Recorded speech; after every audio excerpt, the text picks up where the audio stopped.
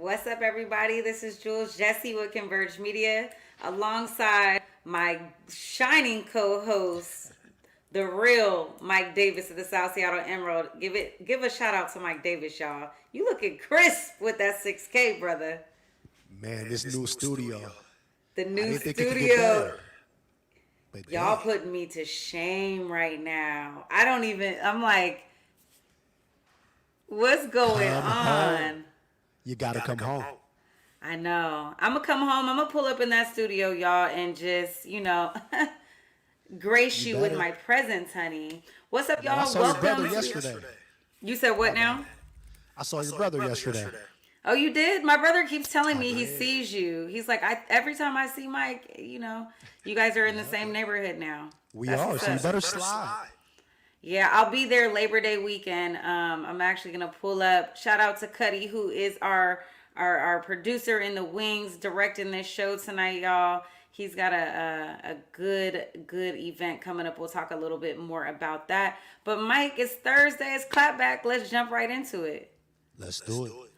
Y'all, I don't know if y'all heard about it, but in case you haven't heard, child, listen, Mississippi is fining people up to $5,000 if they don't stay in quarantine due to COVID, and they also locking people up. They're warning Mississippians that they can serve up to 5 years in jail if they refuse to isolate. I thought this was crazy, Mike. And actually, the language is in black and white. It was in an order that came out, a public health order from the State Department. And it clearly says in black and white on their website, y'all, it says the failure or refusal to obey the lawful order of a health officer is at minimum a misdemeanor, punishable by a fine of $500 or imprisonment up to 6 months or both.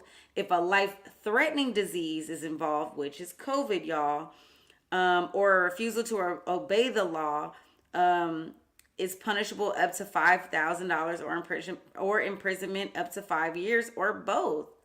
It's a felony. You think they locking people up, Mike? I mean, I don't know. Is that too serious? I mean, it's hard to say in Mississippi. I mean, their numbers are out of control. And their governor is against mask mandates. He's against vaccination mandates. So, I mean, I don't really know any other way that they can keep it in control. And we have a video. Cuddy, can you go to the quick video about Mississippi schools? In the meantime, cases in children have surged over the last month from around 38,000 at the end of July. more than 180,000 just last week. That's according to the American Academy of Pediatrics. In Mississippi, the governor has called in about 1,000 extra health care workers to reinforce 61 short-staffed hospitals. Mark Strassman is in Jackson with more on the story. Mark, good morning to you. This is very troubling. Very troubling, Gail. Good morning to you. This is St. Dominic's Hospital in Jackson, clobbered by COVID the last 5 weeks. All 64 ICU beds are full, more than half by COVID patients. This week, they're setting up that tent you see behind me to screen and test overflow patients for the virus. But one of the most worrisome trends throughout this state is the Delta variant's impact on kids.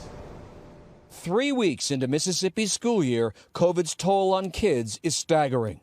Almost 12,000 students have tested positive, with nearly 29,000 now quarantined. Sadder still, Michaela Robinson's COVID story. That was my only daughter, my only child. Justin Waddell is Michaela's father. The 13-year-old 8th grader started feeling sick on Wednesday, August 11th. She died from COVID that Saturday. We never seen nothing happen like this in 3 days. It was a shock to everybody, the whole family. In Mississippi, barely 1 of every 3 people has been fully vaccinated, the country's second lowest state rate. I have no intention of issuing a vaccine mandate, period. Governor Tate Reeves also opposes mask mandates, even in schools, despite a COVID surge that has alarmed many parents and doctors. Pediatrician Dr. Anita Henderson works at the Hattiesburg Clinic. She describes COVID's impact on kids here as a freight train. Man, that's devastating. That's absolutely devastating. And then you hear the governor talking about, I'm not going to issue a mask mandate, period. I mean, our baby. It's like he's not really trying to combat the cases. He's just going to let it happen.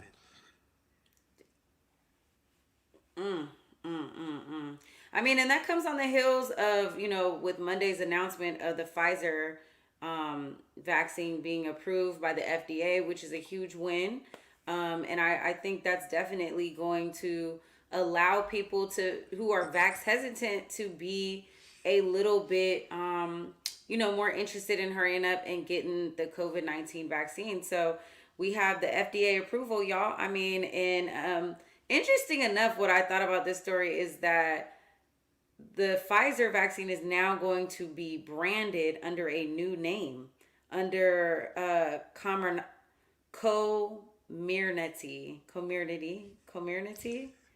I mean, I don't understand the name change, but it's still approved, and under emergency use, still approved for youth to get it from 12 and up. And so, I mean, this is a win, and I think this is going to allow more vax-hesitant people to jump out there and get vaccinated. I mean, to think about a 13-year-old girl who lost her life to COVID, I mean, she had such a bright future, her whole future ahead of her. And this is just something that is, ultimately preventable with this vaccine. So we need to be taking this more seriously. And people just need to get vaccinated and, and move on. That's it, and that's all. I think you're absolutely right. And to tie this story back to the Mississippi story, I mean, they had 3 weeks of school, and they've already had 12,000 students test positive for COVID, and another 29,000 who had to quarantine because of COVID. And in their state, the vaccination rate is only 38%. So hopefully having the FDA give full approval, maybe that'll convince more people. But I don't even really know. I mean, if people aren't getting vaccinated at this point, can they really still say that it's FDA approval that's preventing them?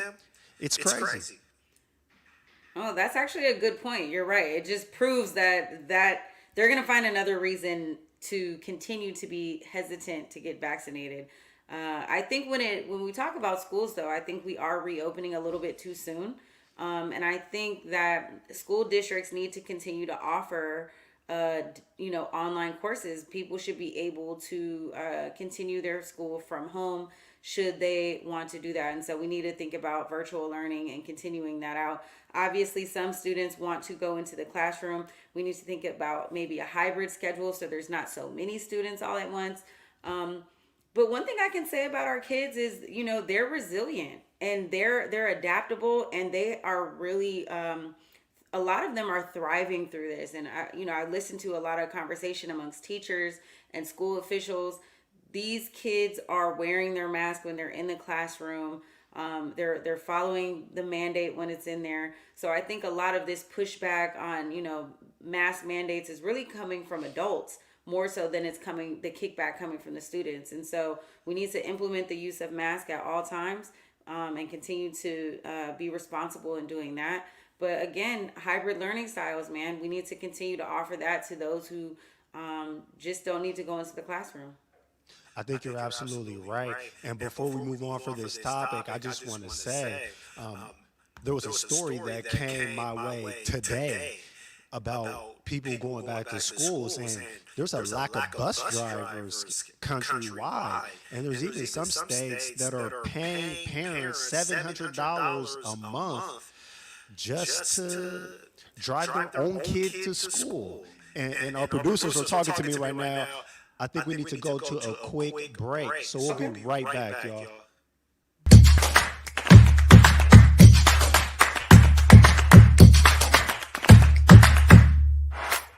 Hey y'all, this is Julia Jessie of Converge Media. And I'm Mike Davis of the South Seattle Emerald. And together, we host Clapback Culture every Thursday night at 7 p.m. right here on Converge Media. And as y'all know, we've done a lot of coverage of the vaccine on our show.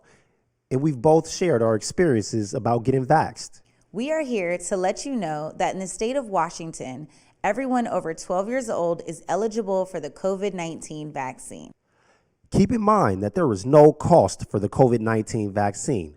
This also means that you don't need to have medical insurance, so don't let that stop you. You can get more information and resources by visiting kingcounty.gov/COVID. If you're more comfortable speaking to a live person, you can call 206-477-3977. The hotline is especially good for those in our community who may need translation services. Or to set up an in-home vaccination appointment for themselves or someone they know that might not be comfortable at a vaccination site due to a disability, anxiety, or other reasons, or just to be connected to other resources. Here in King County, the COVID vaccine is accessible and available. The summer is here, and we know you want to be outside. So let's celebrate the summer safely by getting vaxxed.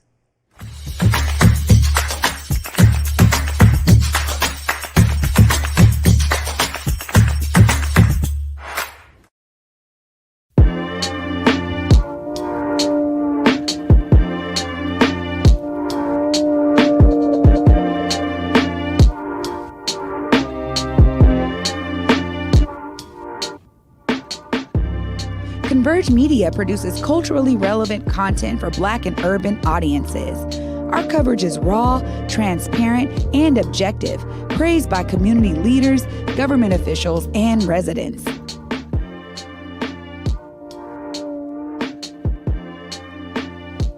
Support Converge Media today via Venmo, Cash App, or PayPal at Converge Media.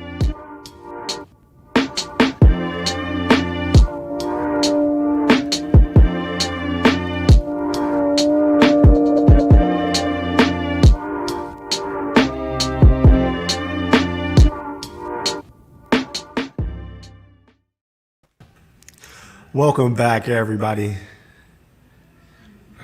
We're here. We back. We had a couple little difficulties, but we're back and we good. Period. Yep, we're good. So we're gonna jump into the next topic. Julia, you want to introduce that? Yes. So basically, this first whole half, y'all, is about COVID, which is crazy because at this point, I thought we would already be out of this COVID crisis.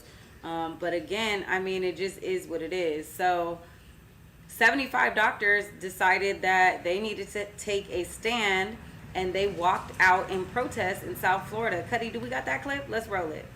The doctors saying they are frustrated, they are overwhelmed, they are exhausted, and their resources are running low. We're told the situation is much worse now than it was at the beginning of the pandemic. More children are also being hospitalized as the Delta variant continues to spread, infecting more younger people. The doctors are now asking for the community's help, and they are pleading for more people to get vaccinated because they say it can save your life. This time around, this variant is deadlier. It is impacting the lungs quicker. It's eating away at the lungs. It's causing more problems. It's causing pneumomediastinum. It's causing pneumothoraces, and the patients are dying quicker. And elective surgeries and the visitation policies at many hospitals are also now being impacted. The main message out here today is the vaccine is safe, it is effective, it can prevent you from landing in the hospital, and these doctors are saying everyone should get it. Not only should everybody get it, everyone should jump out there and get these boosters that are going to be offered if you are 8 months into your vaccine. I mean, again, if you're not going to listen to the CDC, the FDA, your pediatrician, your neighbor, but you quick to jump on YouTube and listen to something on that, listen to these doctors who are out here in protest telling you exactly what's happening in our healthcare system. People are dying. I can't even repeat all those big words, what he was talking about, Mike, but what are your thoughts on this? I just don't understand why at this point we're still going through this. I mean, how many people do we have to see die? How many people do we have to see get sick? And when you look at that whole clip, the doctors are pissed because people come in unvaccinated, take a seat in the ICU or the ER, and then they're so quick to say, I wish I was vaccinated. Yeah. Well, get vaxxed now. Yeah, I mean, just don't jump out here with regrets. It's free, it's safe, it's available. Just get it. You be fine. We didn't turn into zombies. There ain't no microchips. It's FDA approved. I mean, anything that's just out here to make somebody feel like they can't get it at this point. All of those myths have been busted. And I stand with these doctors who took a stand and walked out. I mean, our healthcare system is overwhelmed. I can't imagine, I was on social media and a friend of mine who's a nurse was talking about how the alarm is going off. And so when you're on a ventilator or oxygen machine, there's a certain alarm that goes off. And when you have this Delta variant, that alarm is sounding over and over and over, and they can't cut it off because your oxygen is failing.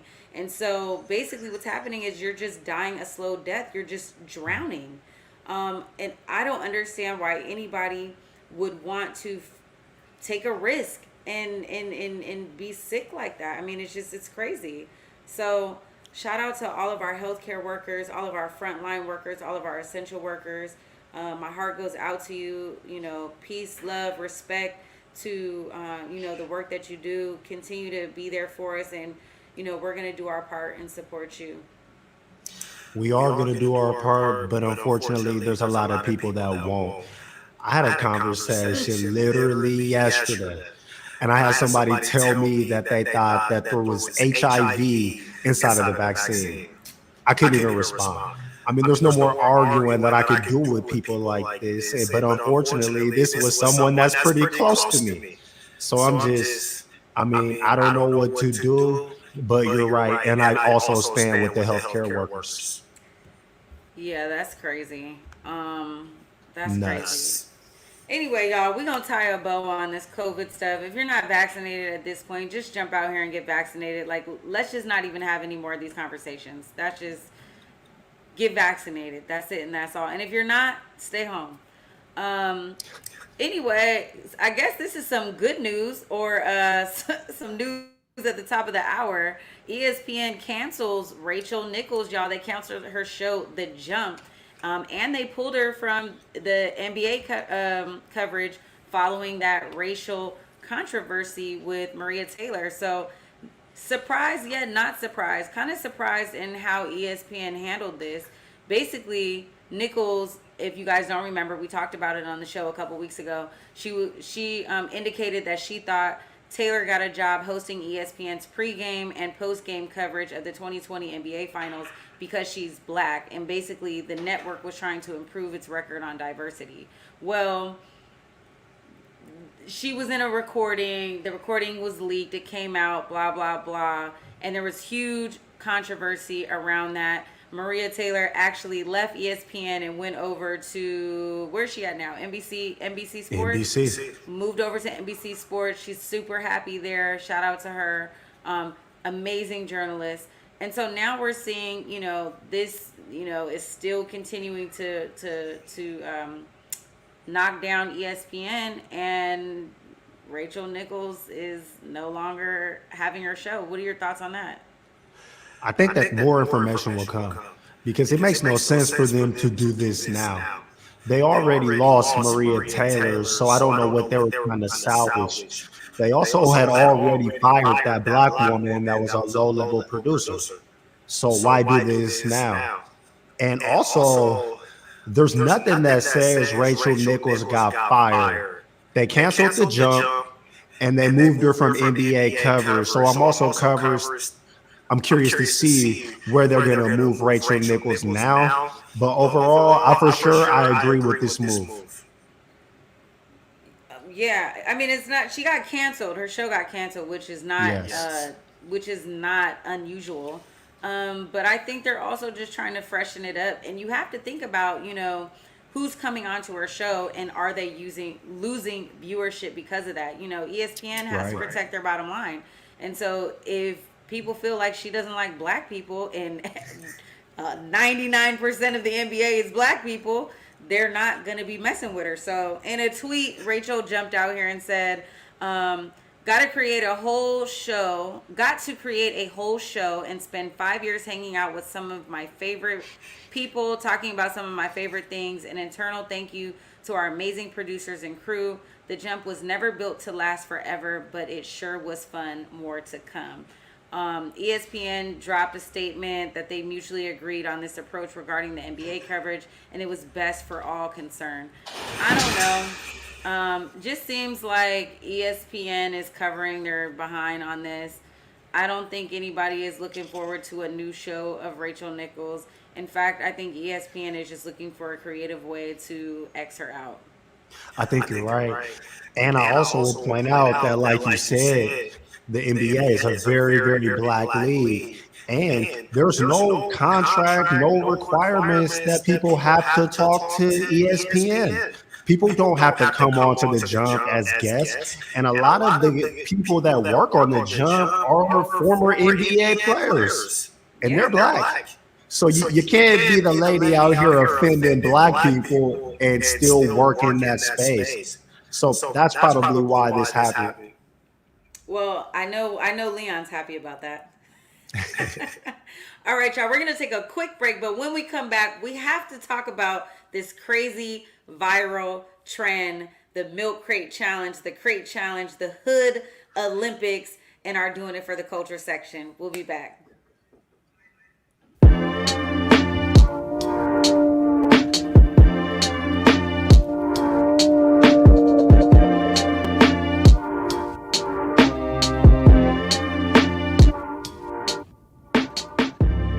Converge Media produces culturally relevant content for Black and urban audiences. Our coverage is raw, transparent, and objective, praised by community leaders, government officials, and residents.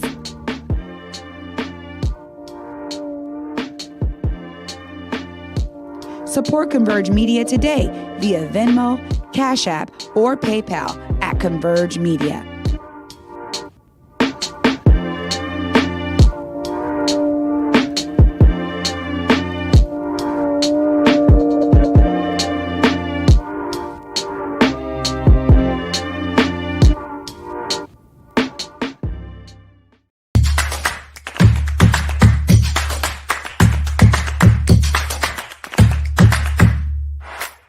Hey y'all, this is Julia Jessie of Converge Media. And I'm Mike Davis of the South Seattle Emerald. And together we host Clapback Culture every Thursday night at 7 p.m. right here on Converge Media.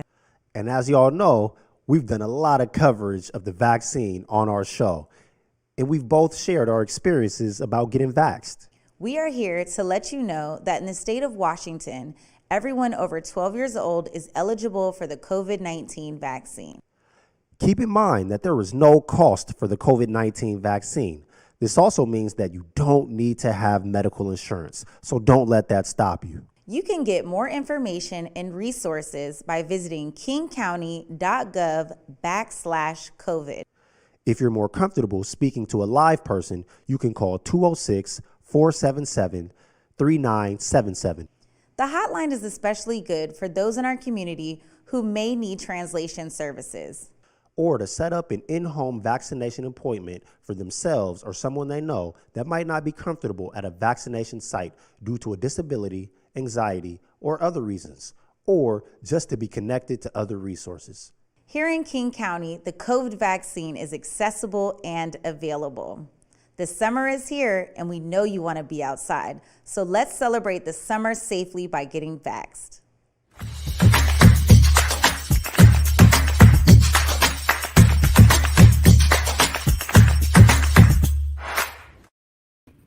Welcome back, y'all. Uh-oh. Mike Davis? Oh, you're good.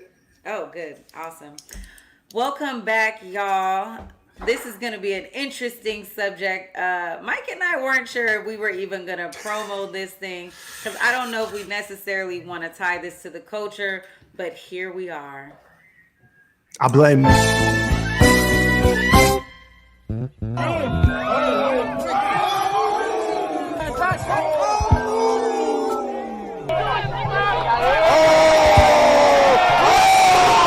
Back up. So when he fall, it's over with.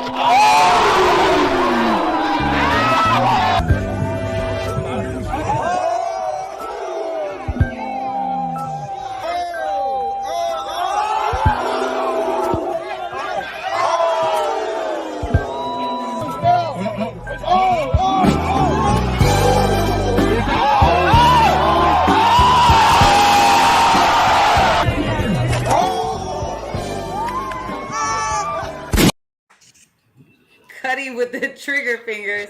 All right, y'all. Let me explain to you what you just watched. I thought I was gonna get a chance to set this up. Mike, set this up for us if you can. Of course. So as you know, the youngsters love to invent the most creative ways to hurt themselves. We just spent the whole segment talking about how hospitals are overrun. And what are you doing in the streets? They're out here maskless, gathering in mass numbers to walk across streets and hurt themselves. Cuddy, I don't know why you and your homies are doing this. And I seen Cuddy in one of them clips. That had to be him. I don't know why we're doing this. I find it hilarious, but them's our youth. Listen, you guys. So this is called the Milk Crate Challenge. Hashtag Crate Challenge, hashtag Hood Olympics. Pull it up on Twitter, Instagram, TikTok. It's everywhere. It's everywhere. Actually, TikTok has now banned this content because it's getting super dangerous. We don't know where this has come from. I woke up last Sunday morning and I went on social media and I was like, what is this going crazy on my timeline, y'all? And so basically what it is people are in the hood taking milk crates, setting them up in a pyramid style, and the goal is to start from the bottom, get all the way up to the top, and walk down without falling. Nearly impossible. You do it. So hard to do. This is the thing, though. I mean, it's like a gathering, and a flood of spectators are watching, waiting for you to fall in anticipation. Cuddy is quietly in the back because he wanted to do this and he pulled up to Othello Park, I believe, and did it. This is for the young people. But honestly, this has been one of the most crazy, hilarious challenges I've watched in a long time. People are dying, not literally dying, but breaking bones, hurting themselves. I mean, people are really, I can't believe how many people are actually willing to risk it all to get to the other side. Hurt my back just watching it. It's ridiculous. And where are they getting milk crates? So like they're just laying around. I saw a couple funny tweets where people were saying that the CIA is just dropping them in the hood. You guys, this is like a battle challenge too. It's all, I mean, East Coast, West Coast, down south, you see these clips we pulled. These are from Atlanta. I mean, Nari Jackson said one lady did die in a parking lot. Dang, that's crazy. I didn't hear that. Yeah, I so didn't they're either. pulling it. They're actually pulling these videos. It's crazy. But let me tell you something. You can get these milk crates at Home Depot, Amazon, your local grocery store or bodega. I mean, it's almost like people are capitalizing on the fact that people are looking for a bunch of milk crates. I mean, you know, capitalism. You know how America works. Yeah, you know You what could though? probably buy them now. I'll be 100% honest with you, Mike. If somebody set this up in the hood, I'm gonna watch. I'm gonna pull over. Oh, I'm I'm gonna gonna get watch out my too. car and I'm gonna watch. So I'm gonna watch too. I've been watching all these videos. They're hilarious. And shout out to Sis. She was in the heels and she did it. I think we Yo, got that's the that best clip. one. Cuddy, can we play the clip? It took a strong, powerful, beautiful black woman with a pair of heels on to make it across. Let's go ahead and play that.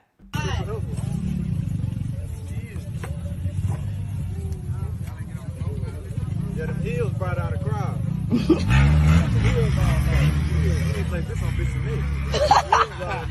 Y'all gotta be quiet. That one. Be respectful. He's on the picture. I'm a joke. We better not let me go.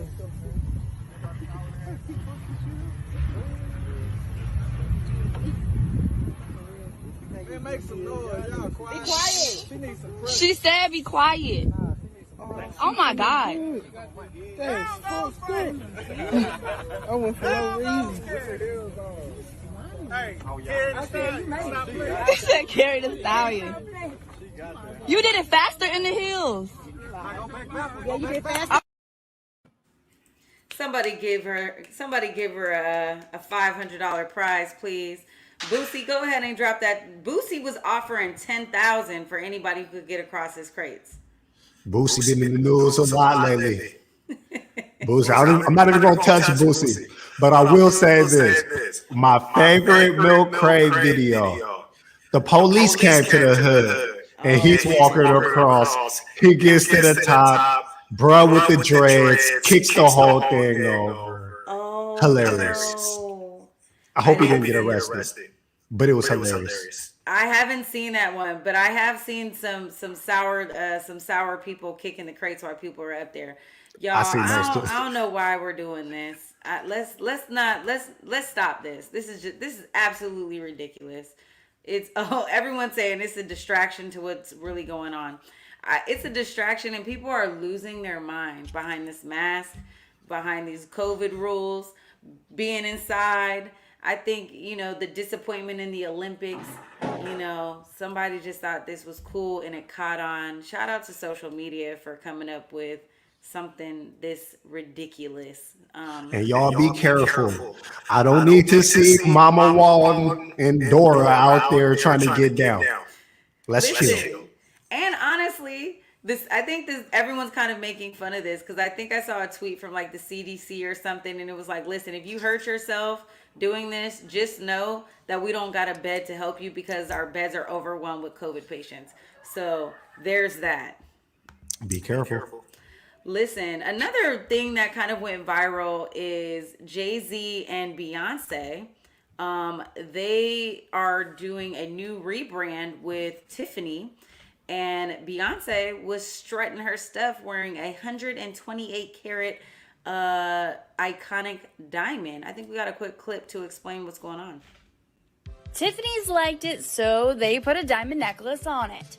Beyonce has made sparkly history, becoming the first black woman to wear the brand's priceless 128.54 karat Tiffany & Co. diamond for a new campaign titled About Love alongside her husband, Jay-Z.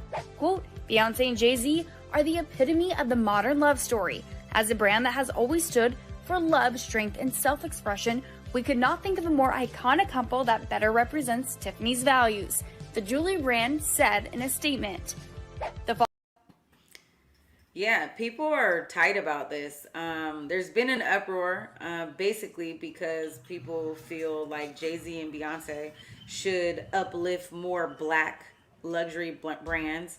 and not help Tiffany rebrand themselves. But I think this is a smart move for Tiffany. They have, they're also owned by the same people who own Louis Vuitton and run that brand. I mean, and consumers of luxury products right now in fashion apparel are millennials and Gen Zs. So, smart move. I think you're right, but I kind of wanted this to be my clapback. I don't like it. I don't like it at all. I mean, the diamond was mine in 1877 by the founder of Tiffany's, Charles Louis Tiffany. I don't know how much y'all know, but in the 1870s, the British came to South Africa to mine those mines. And in that colonialism and in the fights for the mines, that's low key what birthed apartheid. And white folks are still in South Africa. White folks still control South Africa. Black folks ain't never got a taste of that wealth. So for Beyonce to come out here and rock that blood diamond, nah, not a good look. Yeah, but are they selling blood diamonds, Mike Davis, or is this just a brand? Yes, they are. Tiffany put out a statement that said they're absolutely not selling blood diamonds. You thought that they would say that they would? I mean, but how can we prove that they are? That particular diamond is a blood diamond. There's no dispute. Well, maybe that one is, but should they get rid of it because it's not a blood diamond? I think they should return it to the South Africans. Can the South Africans get any wealth? I mean, I don't think that's gonna change anything. One diamond. That particular diamond could probably change a lot. So they're gonna sell it back to Tiffany. I mean, you just said how many carats it is, man. 128K. I mean, I think I don't know. I think it's just not that deep. I think we're thinking too deep into it. Jay-Z and Beyonce are also billionaires. So if they're not even, when you look at, it's kind of like OJ Simpson. When OJ Simpson, let me get it all the way there. You know, Jay-Z said in his song, "I'm not black, I'm OJ." You know what I'm saying? It's like Jay-Z and Beyonce are not necessarily just black people. They're Jay-Z and Beyonce. Like, they're 1%ers. But Jay-Z and Beyonce wouldn't be 1%ers without black people. Just like Charles Louis Tiffany wouldn't have his company if it wasn't for the blood of black people. So all of this is about black exploitation, and I just can't get behind that. You know me. I don't understand why. Man, you know what it is. I mean, yeah. I mean, but I think we could keep that energy with everything else. I think from a branding perspective, I mean, I'm not jumping out there to buy Tiffany because I'm cheap like that. But I mean, this is a good spin for the company. And a lot of people are going to pull up and mess with Tiffany because Jay-Z and Beyonce are a part of the brand. So I'm cool to ignore this, honestly, just like everything else. Yeah, that's fair. I mean, what can we do? What can we There's do? nothing that we can do, but we don't got to show love. I mean, she's rocking this blood diamond, man. That's a slap in the face to African people. Yeah, I mean, I won't be a consumer, but I'm also just in the all right, another thing, you know? Yeah. And at this point, this is pretty on brand for Jay-Z and Beyonce. I don't really think they've been down for the cause in a long time, especially not Jay-Z. Nah, Jay-Z does a lot for black people, and he does a lot for incarcerated individuals. Like, they do fuel the black economy, but I think, they are. Jay-Z helped gentrify Brooklyn. Literally. I mean, a part of gentrification is growth as well, right? So, but it wasn't growth for black people. I mean, do we just keep Marcy Projects as Marcy Projects? I mean, it's bigger than just the projects, though. When Jay-Z signed on to help build that arena, a lot of black people got displaced in the process. And then when they rebuilt that area and they put all those condos and stuff out there, black people couldn't afford to come back. He literally displaced the black community. I think, and let's not get started on the rent to own housing scheme that he's down with Will Smith right now. Oh, I haven't really looked into that, but I saw something with them partnering, and I thought that was weird. And I was like, that is such a weird partnership. But it's a scheme, and it directly targets black people. We'll hold that thought, and I'll allow you to break that down in probably next week's show, and I'll take a deeper dive in that, because I did see that on social media that they're coming out with something. But yeah, not that. I think also what we have to think about as well is that we never make, black people always have to do business with black people, and we always get offended as a culture to be like, well, why they ain't doing nothing for black people? Why you not? We need to keep the money with the black people. But every other culture does business with each other, and they just make bread. Like, yes, we have to fuel the black economy, but at the same time, it's like some people are just trying to make bread. Some people are trying to make bread, but why exploit us? Like Jay-Z and Beyonce don't need Tiffany's. They didn't need to do that. All successful people exploit someone and their downline. Look at Jeff Bezos. That's debatable. You're equating success with wealth. There's plenty of successful people that are wealthy. I'm looking at Omari right now, and I would say that he's a success, and I would say he's a pillar of the black community, and he ain't exploiting nobody. Yeah, I'm definitely equating success to wealth. I don't know what, I don't see, those two things are synonymous with each other for me. How you gonna say you successful when you don't got no money? Why do you have to have money to be successful? See, that's that white supremacist culture. You need to leave DC. No, I'm in Chocolate City. What? We need people to step their game up. We absolutely need to keep getting to this dollar. You know, I'm all about a coin. How can you? Anyway, that's a whole nother topic. We're not gonna spend time on that. But yes, I absolutely 100% think that success and wealth are one and the same. Okay. We got time. We can discuss it next week. We'll be back. We'll be back with that. Well, look, you guys, do we have to take a break, or can we roll right into this last thing, you guys? We don't have much time. We got to take a break. Okay, we're going to take a break, and when we come quick break. We'll be right back.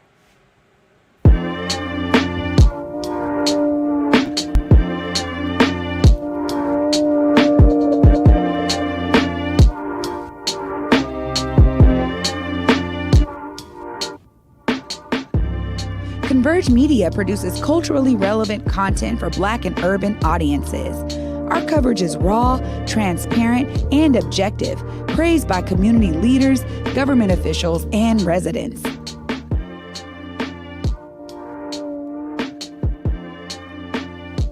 Support Converge Media today via Venmo, Cash App, or PayPal at Converge Media.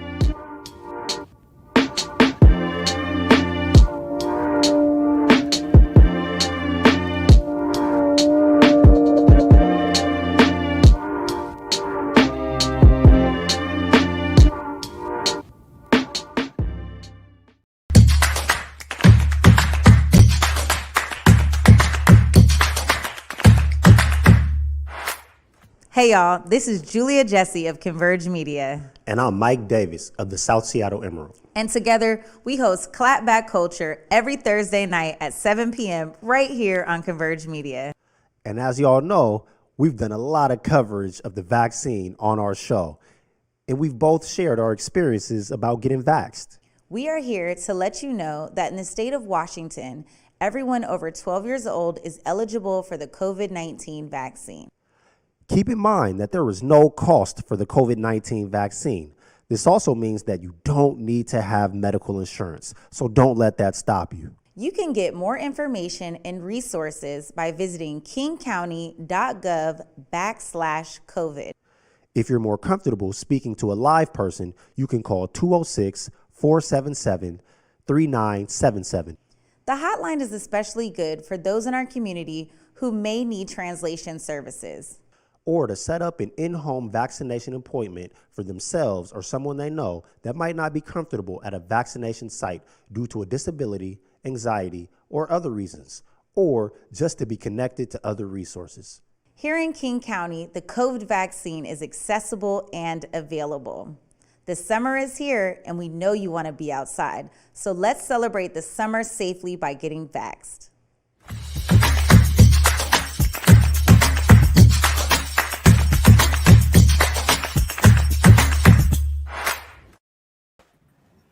Welcome back, everyone. As y'all know, or maybe you don't know, Sha'Carri Richardson lost big in her last race, and she kind of took it like a sore loser.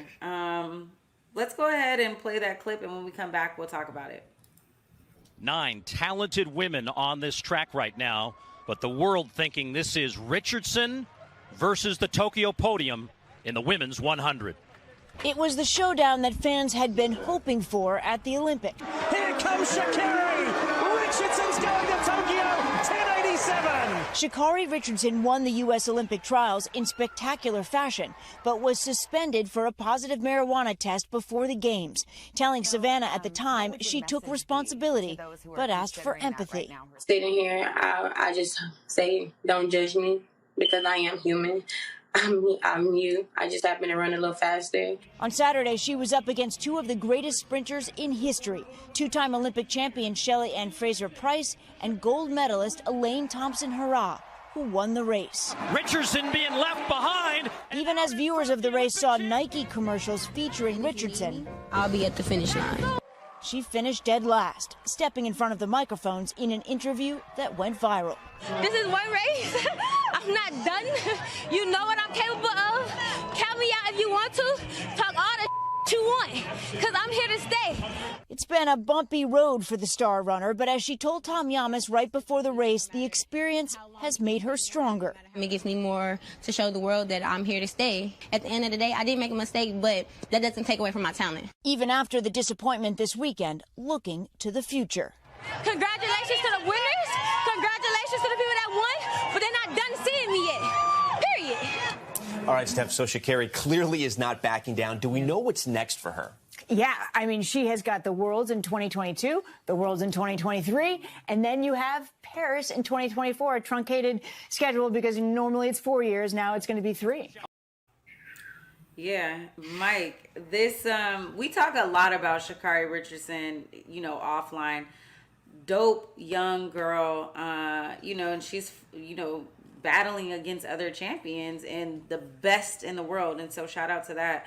I think I think Sha'Carri she's young, she's hood, she's, you know, going through a lot right in this moment. And I think they just caught her at a bad time. And, you know, she just kind of came off like a sore loser. And I hate that clip went viral because she immediately seemed like she was on the defense. But I also think that was the media's fault, because why are you interviewing her and not interviewing the winner? I agree. First and foremost, she got smoked. That's real. She got dead last. Not 5th, 6th, 7th, 9th. Smoked. I think the clip does not do her justice, though, because at first, her answer was a lot more humble. Then they asked a follow-up, and she went off. And, of course, that's the piece that we're going to see. And her being young, she took the bait. And that's what it is. So, I mean, you're going to have to come correct. I mean, you got all the hype. Nike's running your commercial throughout the whole telecast. You can't come out here and get smoked like that in front of America.